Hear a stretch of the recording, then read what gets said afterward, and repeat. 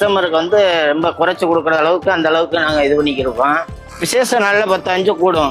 அதையும் நாங்கள் கஸ்டமருக்கு ரொம்ப ஒத்துழைப்பு கொடுத்து நம்ம இது பண்ணி கொண்டு போயிருக்கோம். இப்போ தங்கமயிலில் வந்து பார்த்தீங்கன்னா கொடை இந்த மாதிரி இதுகள்லாம் வந்து ஏதாவது கஷ்டப்படுற ஆளு அப்படின்னு பூக்கடைக்காரவங்களுக்கு இது நிறைய இது வந்து செஞ்சு கொடுத்துருக்காங்க. இப்போ இந்த கொடை கொடுத்துருக்காங்க.